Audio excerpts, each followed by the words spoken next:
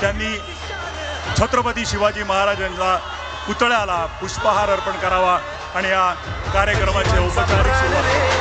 Jai Bhavani, Jai Shivaji, Jai Ghosh